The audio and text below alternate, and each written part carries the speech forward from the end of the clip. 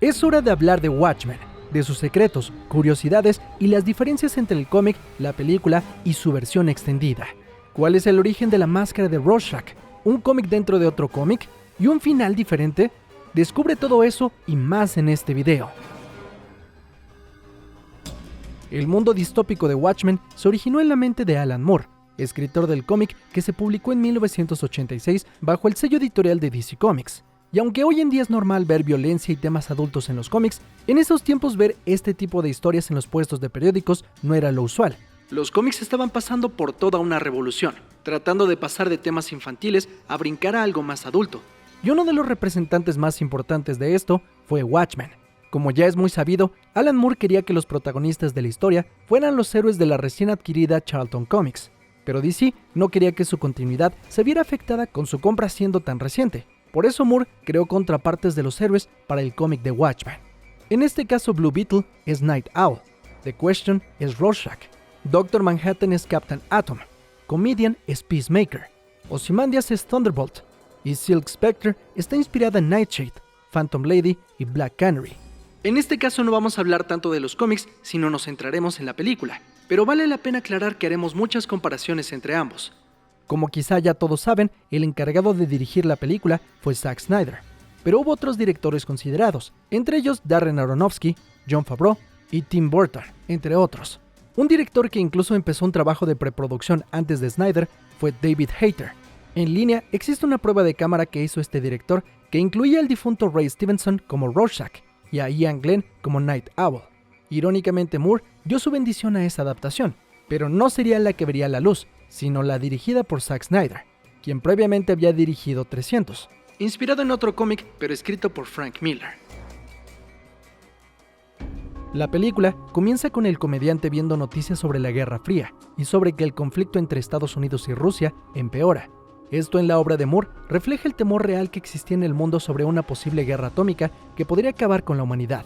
Luego de esto, cambia a un comercial que es un homenaje al famoso anuncio del perfume Chanel Share the Fantasy, el cual fue dirigido por Ridley Scott, director de Alien y Blade Runner, aunque el comercial real no contiene la canción Unforgettable.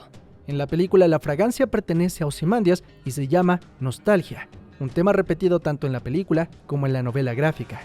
Después de esto, alguien irrumpe en su apartamento y vemos toda la pelea hasta que el comediante es arrojado por la ventana. Aquí tenemos las primeras diferencias, ya que el cómic comienza con la escena del crimen siendo vista por dos detectives y la pelea sucediendo simultáneamente. La escena de los detectives también aparece en la película, solo que más adelante. Sin embargo, su papel en la cinta no es muy relevante. En el cómic, ellos dos funcionan para darnos contexto social del mundo de Watchmen. Si se preguntan, el pin del comediante con una cara feliz y una gota de sangre tiene varios significados. El más importante es el cómo el pasado idílico y prometedor tanto de Estados Unidos como de los antiguos héroes se ha visto manchado. Después, la película pasa al famoso montaje de los créditos. De fondo, se escucha el tema de Bob Dylan, Times They Are A-Changing. Esta es una referencia que Moore utilizó a Dylan como inspiración para la obra, y de hecho varias de sus letras aparecen como epílogos en varios capítulos del cómic. Con este intro se nos da un breve background de los Minutemen, los héroes que precedieron a los Vigilantes o Watchmen. Aquí es importante recalcar que si bien durante varios momentos en la película se refieren al segundo equipo con el nombre de Watchmen, en el cómic jamás sucede así, y el nombre que usaban era The Crime Busters. Otra diferencia notoria es que en el cómic el pasado de los Minutemen se va revelando a través de fragmentos del libro Under the Hood, autobiografía ficticia del primer Night Owl. Este hace aparición en la película, pero solo brevemente. La idea de tener a dos Night Owls surge justamente de Blue Beetle, donde existían en ese punto dos versiones del personaje, Dan Garrett y Ted Kord. De hecho, la nave de Night Owl está inspirada en la nave de Blue Beetle. Como secuela no oficial, tenemos a la serie de HBO, donde conocemos más sobre qué les ocurrió a los llamados Minutemen. Uno de los que más destaca es Hooded Justice, el cual se revela era un hombre afroamericano que intentaba ocultar su tono de piel ante los demás, y que además era gay, y tenía una relación secreta con Captain Metropolis, otro miembro de los Minutemen. Esta orientación y relación es intuida en los cómics por Moore. En los cómics, Hooded Justice muere por culpa del primer Night Owl, quien le cae encima rompiéndole el cuello. Esto porque pensaba que era culpable de la muerte de varios niños, aunque no era así. Otro personaje LGBT de los Minutemen es Silhouette, que vemos justo en este montaje besando a otra mujer. En los cómics, al descubrir que era lesbiana, sería expulsada del equipo. Por cierto, ese beso que vemos es la recreación de la celebración del fin de la Segunda Guerra Mundial en Times Square. La foto original es de Alfred Eisenstadt. Por cierto, el nombre de Minutemen puede estar inspirado en un pequeño grupo de ciudadanos armados durante la Guerra de Independencia de Estados Unidos, aunque también está basado en la JSA, grupo de héroes que antecedió a la Justice League. Durante dicha secuencia de créditos, observamos que el primer Night Owl está deteniendo el asesinato de los padres de Bruce Wayne, y atrás de él tenemos la portada del primer número de Batman. En esta misma secuencia, cuando Ozymandias está entrando al Estudio 54, una famosa discoteca que en los 70s era frecuentada por famosos artistas, atrás de él se pueden ver a Mick Jagger y a David Bowie, que aparentemente lo conocen. En la secuencia podemos observar diversas referencias culturales de nuestra historia, pero con algunas modificaciones. La fiesta de jubilación de Sally Jupiter recrea el cuadro de la última cena de Leonardo da Vinci. La foto del comediante estrechando la mano del presidente Nixon está basada en la fotografía de Richard Nixon y Elvis Presley. La imagen de un manifestante por la paz colocando una flor en el cañón de una pistola refleja la famosa fotografía Flower Power, tomada por Bernie Boston en 1967. La escena en sí también sugiere un evento posterior, el tiroteo de estudiantes que protestaban por parte de soldados de la Guardia Nacional en la Universidad Estatal de Kent, en Ohio, en 1970. En otro momento podemos ver a Andy Warhol presentando una pintura de Night Owl similar a su obra Shot Marlins. En este mundo, el asesinato de John F. Kennedy es ocasionado por The Comedian. Este lleva un saco oscuro, lo cual hace referencia a los 3 vagabundos que fueron detenidos durante dicho suceso al ser sospechosos del asesinato, llegando a creerse incluso que eran agentes encubiertos de la CIA, pero supuestamente esto se desmintió después. Aunque esto parece una atribución de Snyder, en realidad es algo que se intuye en el cómic en los epílogos. En esta misma escena podemos ver brevemente a Abraham Zapruder grabando el suceso, cosa que pasó en la vida real, siendo el único metraje existente de aquel fatídico día. De hecho, otro dato relacionado es que más adelante, en el funeral del comediante, se escucha la canción The Sound of Silence de Simon & Garfunkel, que a menudo se asocia con el asesinato de John F. Kennedy, aunque Paul Simon ha declarado en entrevistas que comenzó a escribir la canción cuando tenía 21 años, al menos un año antes de que ocurriera el asesinato, pero sin duda queda perfecto con todo este contexto. El traje de Ozymandias cambia del cómic a la adaptación, esto porque el de la película pretendía ser una sátira al traje con pezones que sale en la cinta Batman y Robin.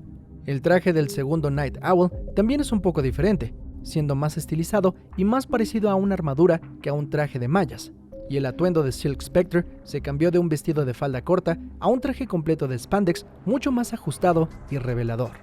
El intro sirve como un preámbulo a cómo la era de los héroes ha acabado, tanto para los Minutemen como para los Vigilantes o Watchmen, quienes ahora son repudiados por parte de la sociedad. En un breve momento al final podemos ver el llamado Doomsday Clock, que representa qué tan cerca está el mundo de la destrucción por tecnología hecha por humanos, y que es tema central de la película y el cómic. Finalmente vemos a alguien grafiteando ¿quién vigila a los vigilantes? Esta es una frase que sale en el cómic, pero que pertenece al poeta romano Juvenal, cuya frase original se traduce como ¿quién custodia a los custodios?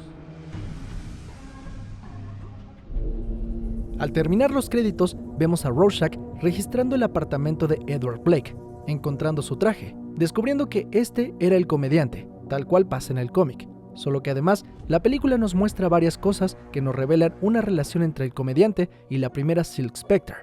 En otro momento podemos ver que tiene una foto de Laurie, la segunda Silk Spectre, presagiando que él es de hecho su padre. En la versión extendida, antes de que Rorschach deje el departamento, es interrumpido por 2 oficiales de policía. En el cómic esto no sucede. Luego de esto, pasamos a escuchar la conversación del primer Night Owl, Hollis Mason, y su sucesor, Dan Dreiberg. En este punto los vigilantes están retirados, y Dan pasa sus días escuchando las viejas historias de Hollis, añorando el pasado, ya que ahora se encuentra bastante perdido en una vida mundana. En la versión extendida, antes que Daniel salga de la casa, se detiene al escuchar que en el televisor están dando un reportaje sobre Rorschach y cómo este está entre los más buscados del FBI. En el cómic, solo sabemos que Rorschach está siendo buscado por la conversación que tienen los 2 detectives al inicio. Tratando de reconectar con su viejo aliado, Rorschach visita a Daniel en su casa de manera repentina, lo que molesta a Daniel, ya que considera que Rorschach es un psicópata paranoico, aunque sí lo deja con la duda sobre un posible asesino de héroes. Más adelante hay una parte que es bastante importante en el cómic y que solo vemos de manera destacada en la versión extendida de la cinta, y esta es una animación de una historia de piratas. Descubrimos que esta es parte de un cómic que está leyendo un chico en un puesto de periódicos, quien es interrumpido por el vendedor del puesto que habla de sus inquietudes sobre el conflicto entre Estados Unidos y Rusia. El cómic que lee el chico es Tales of the Black Freighter, un cómic que está dentro del cómic de Watchmen y que cuenta la historia de un náufrago que para escapar de una isla usa los cadáveres de sus compañeros muertos para construir una balsa y escapar. Al final de la historia, cumple su cometido y escapa de la isla, pero pierde su humanidad en el proceso. Y los personajes del joven lector y el vendedor de periódicos son utilizados a menudo para dar contexto del mundo y de alguna manera también para representar a dos generaciones. Una más vieja representada por el vendedor de periódicos, que a menudo expresa su preocupación por la situación mundial y la caída de los valores, aunque su actitud con los transeúntes suele ser muy mezquina. Y luego tenemos a la generación más joven, representada por el chico que lee cómics para distraerse un rato del caos de su propio mundo. Él tiene una actitud más nihilista y cínica. Otra curiosidad sobre este par es que ambos se llaman Bernie. Para la película, Zack Snyder quería contratar a Gerard Butler e incluso le prometió un papel, aunque finalmente no quedó en ninguno. Y Snyder lo eligió como la voz del Capitán de Mar en Tales of the Black Freighter. Aunque originalmente se suponía que esta historia estaría entrelazada a lo largo de la versión teatral de Watchmen, el tiempo de ejecución se volvió demasiado largo, por lo que se lanzó por separado como un corto animado en DVD. Algo curioso que solo conoces si lees el cómic es que el autor de esta historieta de piratas es Max Shea, un escritor que misteriosamente un día desapareció, pero que descubrimos fue raptado por Ozymandias en busca de que lo ayudara en la creación de una falsa película que en realidad era parte del plan para parecer un monstruo gigante a la mitad de Nueva York. Pero no nos adelantemos. Más adelante en la película vemos una entrevista a Adrian Veidt, Ozymandias, donde es cuestionado sobre su carrera después de dejar el manto de héroe. Al terminar, Ozymandias conversa con Night Owl sobre el caso de Edward Blake y la probabilidad de que los héroes estén siendo eliminados. Toda esta escena en el cómic es muy diferente, ya que no hay entrevista, y el único que conversa con Ozymandias es Rorschach. Sin embargo, los diálogos son bastante similares. En el cómic tiene más sentido que sea Rorschach quien vaya a visitar a todos los personajes, porque él es quien tiene la principal teoría de que hay un asesino de vigilantes. En la película y el cómic irrumpen el centro de investigación Rockefeller para advertir a Dr. Manhattan y Silk Spectre. En el cómic, Rorschach expresa sus sospechas acerca de la orientación sexual de Ozymandias. Esta parte se censuró en la película y solo se puede escuchar en la versión extendida. En este punto hay que aclarar que Rorschach es un personaje racista y homofóbico, que Alan Moore creó para hacer una parodia de Batman o de Question, tipificándolo como un loco. Sin embargo, irónicamente muchos han hecho de este su personaje favorito sin darse cuenta que es una burla al conservadurismo estadounidense, algo muy parecido a lo que pasa con Homelander de The Boys en la actualidad. En la película, durante la conversación entre Rorschach y Dr. Manhattan, este nos revela que su visión del futuro está nublada, posiblemente por un holocausto nuclear que se aproxima. También hay una plática entre Silk Spectre y Dr. Manhattan sobre esto, y cómo él percibe el tiempo diferente. En el cómic no nos enteramos de la visión nublada de Dr. Manhattan sino hasta el final, y la conversación de este momento va más sobre las sospechas de la existencia de un cazador de héroes, la muerte del comediante y el resentimiento que Silk Spectre le guardaba por haber intentado abusar de su madre tiempo atrás. Hablando un poco de Dr. Manhattan, este obviamente fue creado en CGI con captura de movimiento, pero para proporcionar el efecto del misterioso brillo, el traje de mocap estaba tachoneado con cerca de 2500 luces azules. Por lo tanto, el resplandor de Manhattan en su mayoría es provocado por el traje, y posteriormente fue retocado en postproducción. En el momento que vemos su transformación, destaca el tema Prut y Goe, de Philip Glass, que compuso para un filme experimental llamado Koyaanisqatsi, y quizá es el tema más recordado de Dr. Manhattan mientras repasamos diferentes puntos de su creación y presentación al mundo. En la cinta también se escucha el tema Prophecies del mismo artista y película. La idea de Moore con este personaje es que fuera el verdadero mal en la película, por su nula participación en los hechos, aunque aclara que la visión del mundo de Manhattan es fatalista, y en realidad es bastante similar a Rorschach, ya que si Rorschach ve la oscuridad sin sentido, Manhattan ve la oscuridad de existir. Originalmente el papel de Dr. Manhattan fue ofrecido a Keanu Reeves según Billy Crudup, pero Reeves se retiró, lo que finalmente llevó a que Crudup asumiera el papel que conocemos. Kurdop regresaría a trabajar con Snyder en otro proyecto de DC, como el padre de Barry Allen en la cinta de Justice League. Otro actor que regresaría al universo DC es Patrick Wilson, que interpretaría en el futuro a Orm, medio hermano de Aquaman. Cuando Dan y Lori están cenando, se puede escuchar a alguien de fondo decir: "Me alegro de haber pedido el pollo de 4 patas". En esta escena, en el cómic, hay una imagen de un camarero cargando un pollo que justamente tiene 4 patas. A lo largo del cómic, en varios paneles, se muestra un misterioso hombre pelirrojo, que en general tiene carteles fatalistas sobre el mundo. Finalmente se nos revela que se trataba de Rorschach, y en el corte final de la película, casi todas esas escenas fueron eliminadas. Sin embargo, en la versión extendida, conservan este guiño tal y como sucede en el cómic. Por cierto, un dato curioso sobre el actor que interpreta a Rorschach, llamado Jackie Earle Haley, es que en el remake de A Nightmare on Elm Street de 2010, interpretó al icónico Freddy Krueger. Durante el funeral del comediante, en la película, vemos varios momentos específicos que vivieron los personajes con él. En uno, vemos una escena en la que los Minutemen se toman una fotografía en 1940.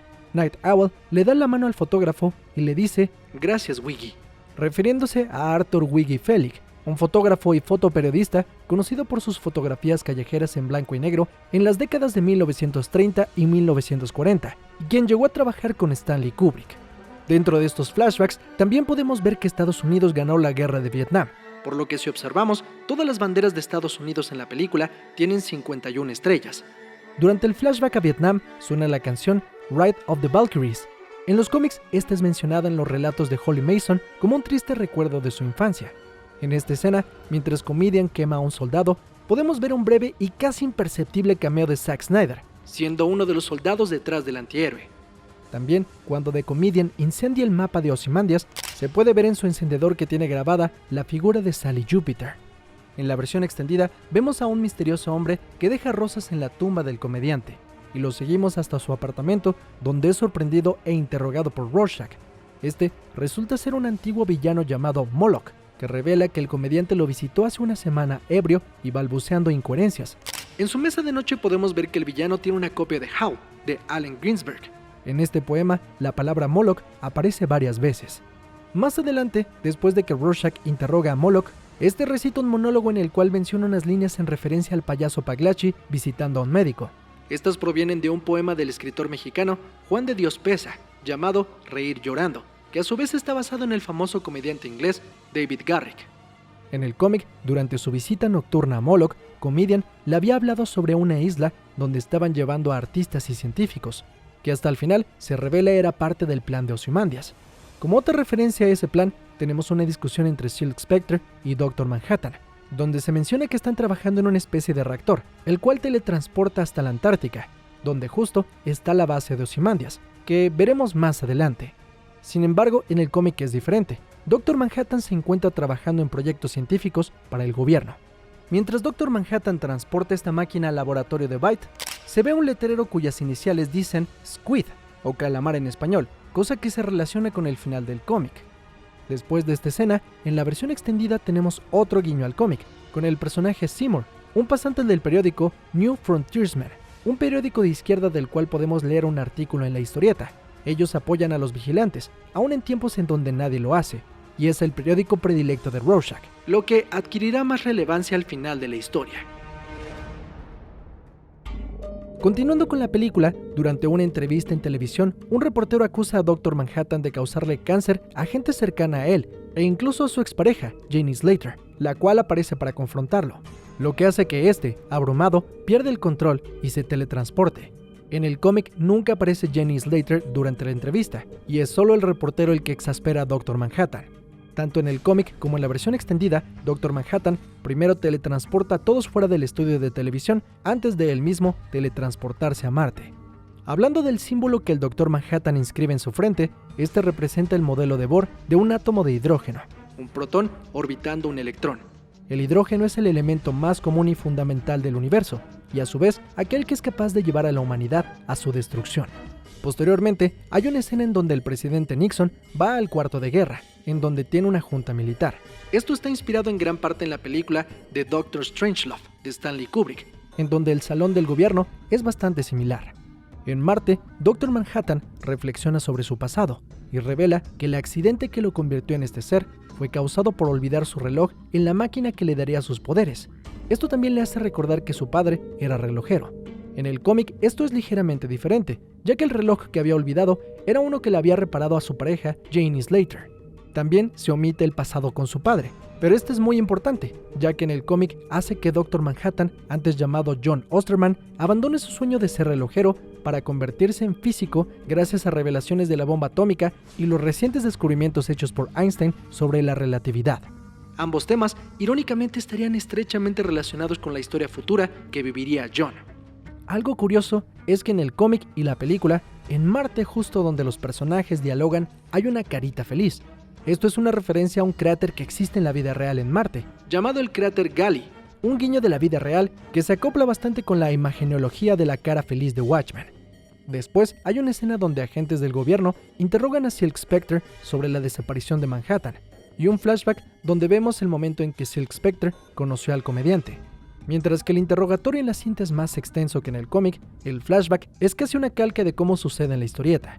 Luego pasamos con Ozymandias, quien está teniendo una charla con otros líderes de compañías energéticas, donde se le cuestiona su pasado y su postura política. Luego sucede un atentado contra él, que termina con el asesino muerto por una cápsula de veneno. Esto en el cómic es diferente. El pasado de Ozymandias se nos cuenta rumbo al final, y en este punto nadie dudaba de Ozymandias. Después, la cinta nos muestra a Rorschach investigando. Con un par de escenas extra de la versión extendida, vemos a Rorschach llegar al departamento de Moloch, solo para descubrir que alguien le ha puesto una trampa para inculparlo de asesinato y en el lugar es capturado por la policía. Una vez en prisión, Rorschach habla con un psiquiatra y hace que recuerde su pasado, de cómo se convirtió en el desalmado antihéroe que es ahora. Debido a la terrible historia que le cuenta, el psiquiatra renuncia. En el cómic se especifica que Rorschach es alguien bajo y feo, y se hace énfasis en cómo este considera su máscara como su verdadera cara, ya que este no soporta verse a sí mismo. Además que su perfil psicológico y su relación con el psiquiatra son tratados más a fondo, llegando a ver cómo el psiquiatra se ve afectado por todo lo que Rorschach cuenta desde su perspectiva, haciéndolo cuestionarse sobre lo que cree que es correcto. Algo que se omite en esta escena es el origen de la máscara de Rorschach, la cual está fabricada con una tela de tecnología desprendida de creaciones de Dr. Manhattan. Esta fue encontrada por Rorschach mientras trabajaba en un lugar donde hacían vestidos para dama. Una mujer había devuelto el vestido porque no le había gustado. Rorschach, interesado por la tela de color cambiante, la convertiría en una máscara. Tiempo después, leyó en el periódico que la mujer que había devuelto el vestido había sido brutalmente violada y asesinada en su propia casa, mientras sus vecinos observaban la escena sin hacer nada al respecto. A partir de ese momento, Rorschach decidió tomar justicia por su propia mano. La máscara además simboliza cómo Rorschach ve el mundo en blanco y negro. Moore formó este personaje como una crítica a personajes hechos por Steve Ditko como The Question y Mr. Ray, basados en la filosofía de Ayn Rand, cuya premisa era el objetivismo. Que en palabras de Moore, tengo que decir que la filosofía de Ayn Rand me pareció ridícula. Era un sueño supremacista blanco de la raza superior, quemado en una forma de principios del siglo XX. Tras la partida de Dr. Manhattan, Silk Spectre busca asilo en la casa de Night Owl. Y en la base de Dan, en un escritorio, podemos ver el cómic de Watchmen número 7. Mismo cómic en el que Laurie enciende en llamas por accidente la base de Night Owl, cosa que pasa un poco similar en la película. Otro detalle que se puede apreciar es una imagen de Twilight Lady, una villana que solía enfrentar a Dan y tenía un romance con él, una relación similar a Catwoman y Batman. Esto claro en los cómics, pero podemos intuir que quizá en algún punto se cruzó con ella en la cronología de la película. Tras la partida de Manhattan, Silk Spectre, resentida, había buscado en Dan protección y comienza una relación amorosa. En su primer momento cachondo entre ambos, todo sale terriblemente mal, por la disfunción eréctil del héroe. Esto porque Dan se siente muy minimizado en su vida post-heroica, pero después tiene una especie de epifanía en un sueño que le hace regresar a la acción. Y después de salvar unos cuantos civiles de un incendio junto a Silk Spectre, el problema se soluciona, ya que Dan encuentra en su vida como héroe la virilidad.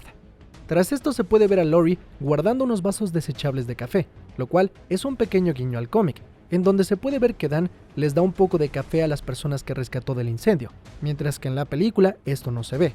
Estos son más que nada pequeños detalles para los más mamadores. Y aprovecho este momento mamador para recordarte que si te gustan este tipo de videos, no olvides suscribirte a The Top Comics para no perderte este y más contenido. Continuemos. Después de la escena super cachonda en la que Silk Spectre activa el lanzallamas, en una para nada discreta alusión al orgasmo, los héroes deciden ayudar a Rorschach a salir de prisión. Por su lado, Rorschach lidia con algunos prófugos y recupera su máscara gracias al psiquiatra. En el cómic, para volver a tener su cara, tiene que regresar a su barrio por un vestuario de repuesto. Cuando estos regresan a la base de Night Owl, aparece Dr. Manhattan, quien se lleva a Silk Spectre con él a Marte para conversar, justo cuando Dan ya estaba coronando. Pero así son los hombres azules encuerados, unos hijos de p***. En Marte, Silk Spectre discute con Manhattan sobre su falta de acción sobre lo que ocurre en el mundo, ya que la guerra entre Estados Unidos y Rusia es inevitable. Manhattan no está interesado en ello, en cambio escudriña en el pasado de Silk Spectre, para que ésta se diera cuenta que el comediante era su padre, el mismo tipo que abusó de su madre tiempo atrás, lo cual destruye a la mujer. Luego regresamos a la Tierra. En la versión extendida hay una secuencia donde unos maleantes están por el puesto de periódicos de Bernie. Estos hablan de cómo Night Owl acaba de liberar a Rorschach de prisión, y uno de ellos comenta que sabe dónde vive, así que van a buscarlo. Los sujetos terminan llegando a la casa de Hollis Mason, quien se encuentra hablando con su vieja amiga, la primera Silk Spectre. Sin embargo, cuelga para ver quién llama a la puerta. Lamentablemente son los maleantes, que lo han confundido con el segundo Night Owl, y lo apalean hasta la muerte con un trofeo del propio héroe. Luego, en un bar, cuando Rorschach y Night Owl van por información del asesino de héroes, Night Owl se entera de la muerte de Hollis y pierde el control. Tanto en el cómic como en la versión extendida, podemos encontrar estos momentos de manera muy similar. Tras esto, ambos van a la torre de Ozymandias y buscan información en su computadora, la cual es una Apple Macintosh SE30 negra, que funciona en modo invertido en la pantalla, cosa que en aquella época no era posible. En el escritor de Byte se puede ver una copia de la biografía ficticia de Hollis Mason, Under the Hood. Como dije, el libro fue citado en la novela gráfica y se utilizó para exponer puntos de la trama que de otro modo habrían quedado inexplorados, y que vimos referenciados ya en el intro de la película. Otro detalle que podemos ver es la paleta de Narmer, una obra de arte del antiguo Egipto.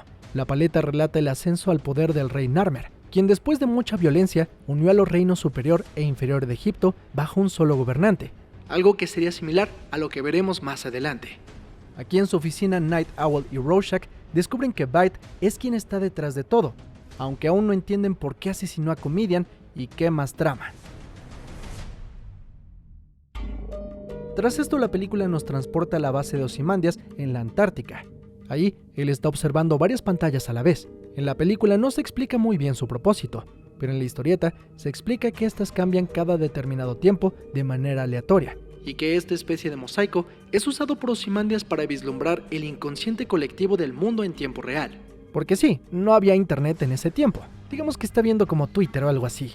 Algunas de las películas y programas que se pueden ver son Silvestre y Piolín, Gila, el monstruo gigante, The Tonight Show, Los 300 espartanos, como referencia a 300, Mad Max 1 y 2, Rambo 2, entre otros más. Algo curioso con la escena de Rambo es que vemos al personaje interpretado por Martin Kove, quien lleva un chaleco y un pin con una cara amarilla similar a la que lleva el comediante, solo que la de Kove está triste. Cuando Night Owl y Rorschach llegan a la base, Adrian revela su plan para acabar con la cercana guerra, pero hay una parte que es omitida en la película, y es que Ozymandias consideraba muy inteligente al comediante, y que si bien lo mató porque sabía demasiado sobre lo que tramaba, también tenía rencillas personales con él, ya que en el pasado, durante su primer encuentro como héroes, estos pelearon, y el comediante superó a Adrian, algo que este no podía dejar pasar por su egolatría. En este punto, Ozymandias revela específicamente su plan, diciendo que creó bombas por medio de la tecnología que desarrolló con Dr. Manhattan, las cuales mandó a algunas de las ciudades más importantes del mundo, como Nueva York, Los Ángeles, Moscú y Hong Kong. Estas, al detonar, estallan destruyendo las ciudades por completo y provocando millones de muertes, haciendo pensar a todo el mundo que Dr. Manhattan lo había provocado, lo que hace que los gobernantes de los países más importantes del mundo se unan en una causa en común, para vencer a Dr. Manhattan, y que éste en consecuencia tenga que dejar la Tierra. En el cómic esto es algo diferente, ya que aquí el plan de Ozymandias se basaba en la creación de una bestia aterradora para la que reunía los mejores talentos de todo el mundo, científicos y artistas que desarrollaron el arma definitiva que acabaría con todas las guerras. un monstruo psíquico horripilante que al ser teletransportado al centro de Nueva York mata a la mitad de la población de la ciudad y siembra suficiente pánico como para que nadie dudara que fue un ataque más allá de nuestro planeta, una amenaza externa que uniría a todas las naciones en un esfuerzo común para prevenir más ataques. En la película podemos ver que cuando el generador desprende energía, esta tiene forma de tentáculos. Esta es una referencia al extraterrestre que aparece en los cómics, ya que tiene tentáculos como si fuera un pulpo o un calamar. Es por eso que las siglas que vimos al inicio formaban la palabra Squid. Mientras Ozymandias explica su plan, hace una broma diciendo: Dan, no soy un villano de cómic, mientras que en el cómic dice que no es un villano de película. Cuando la explosión atómica golpea la ciudad de Nueva York, se puede ver un cartel de Tales of the Black Frighter en un panel a la derecha. También vemos al psiquiatra de la prisión, quien lleva un maletín que se abre, y sus tarjetas de Rorschach se caen. Un primer plano del pestillo de su maletín muestra los dígitos 300, en referencia a la película ya mencionada de Snyder. Finalmente Rorschach decide que va a contarle la verdad al mundo, ya que su sentido de justicia no le permite quedarse en silencio a pesar de que las acciones cuestionables de Ozymandias demandaban un bien mayor, por lo que Dr. Manhattan decide aniquilarlo. Aunque a diferencia del cómic, en la película, este parece sentirse arrepentido de lo que acaba de hacer. Cuando desintegra al hombre, en el suelo queda una marca que alude nuevamente a las manchas de Rorschach. Esta imagen no aparece en el cómic. Otra diferencia es que la razón por la que Dr. Manhattan deja la Tierra es simplemente por el aburrimiento que le provoca a la raza humana. Y aunque en ambos, película e historieta, Dr. Manhattan entiende el plan de Ozymandias, en el cómic, Dr. Manhattan se despide de una manera más funesta, recordándole que la raza humana está condenada y que la atrocidad que cometió solo está retrasando lo inevitable. También Dr. Manhattan menciona que ahora intentará crear vida en otro planeta. Esto sería aprovechado por DC Comics muchos años más tarde para su relanzamiento llamado Rebirth, en donde se da a entender que Dr. Manhattan es el creador del universo DC. Como continuación, también tenemos la serie de HBO, que así como predijo Dr. Manhattan, el plan de Ozymandias sería temporal, ya que eventualmente el conflicto entre humanos volvería a resurgir. Como una protección para que la humanidad no olvidara este evento, se ve como Ozymandias crea lluvias de calamares cada cierto tiempo, aunque con el paso de los años se vuelve menos efectivo. Por si les interesa, tengo todo un video resumiendo esa serie con anotaciones sobre la historia. Al cierre de la cinta, Richard Nixon da un discurso al mundo, el cual es muy similar a la respuesta de George W. Bush a los ataques del 11 de septiembre. Al final de la película, Night Owl y Silk Spectre visitan a la madre de esta para reconciliarse, ya que la joven estaba bastante resentida con su madre al haberla forzado a ser una heroína. Pero durante los acontecimientos de la película, ella conocería que lo aprendido por su madre era muy importante. En el cómic hay una variación al final de este momento, debido a que los vigilantes estaban prohibidos por la ley, por lo tanto ellos tienen que cambiar de identidad. Un detalle extra es que mientras Alan Moore escribía el cómic, se sorprendió al descubrir que el final previsto tenía una similitud notable con el episodio de televisión The Architects of Fear. Y justo en esta escena, en la televisión, podemos ver dicho programa. Como otro desenlace, podemos ver la palabra Pioneer sobre el logotipo de New Frontiersman. Esto es en referencia a Rorschach, ya que él solía dejar un símbolo similar en sus notas y mensajes. Cerca del final de la novela gráfica, se puede ver un titular de periódico que dice: RR se postula para presidente. Aunque por lo que se nos muestra en la historieta, podríamos suponer que se trata de Ronald Reagan. Unas páginas más adelante, resulta que las iniciales representaban al actor Robert Redford. La película simplemente cambia la referencia a Reagan sin mencionar a Redford. Aunque en la serie podemos ver que Robert Redford, de hecho, sí se convierte en presidente de Estados Unidos. Esto es curioso ya que en el cómic de The Dark Knight de Frank Miller, Ronald Reagan es el presidente de los Estados Unidos. En esa historia la Liga de la Justicia fue retirada por la fuerza y olvidada por el público en general, exceptuando a Superman, que es esencialmente un agente del gobierno y tiene el mismo propósito que el Dr. Manhattan como elemento de disuasión nuclear contra los soviéticos. Ambas historias surgieron como una deconstrucción del género de superhéroes, ya que trataban de romper las limitantes que ponía la Comic Book Authority, organización que generalmente censuraba los cómics, por lo que estas dos historias fueron parte fundamental para un nuevo paradigma en el medio, en donde se comenzaron a explorar temas más reales como los conflictos sociales y morales del mundo. Más adelante en la historia, volvemos a ver a Seymour, que buscando material para rellenar el artículo de ese día, en el correo que el público envía al periódico se encuentra el diario de Rorschach, denunciando los crímenes de Ozymandias en el buzón de su periódico de confianza. Lo que se especula terminará derrumbando la mentira que salvó al mundo, volviendo a la humanidad los unos contra los otros en el ciclo sin fin al que se cree que estamos predestinados. Este momento en el cómic y en la película son casi idénticos. En la serie de HBO se explora qué ocurre cuando este diario se hace público, y cómo un grupo de fundamentalistas y extremistas estadounidenses usan a Rorschach como símbolo para crear un grupo revolucionario.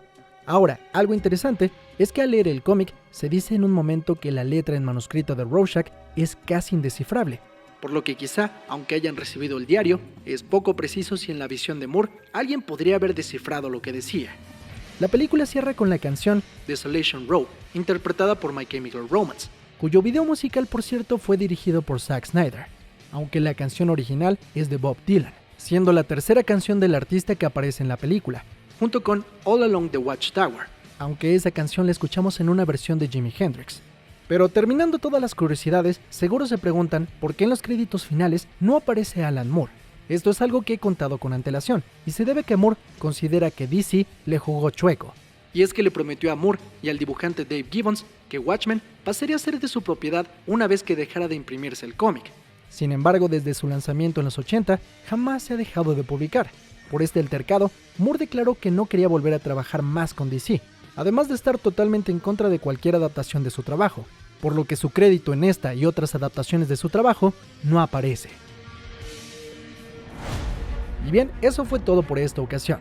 Tengo otros videos de Watchmen en el canal donde hablamos sobre el cómic y donde hablamos sobre la serie, que pueden ver ahora mismo. Mientras tanto, no te despegues de The Top Comics para más videos sobre curiosidades. Yo soy Mr. X, nos vemos en la próxima.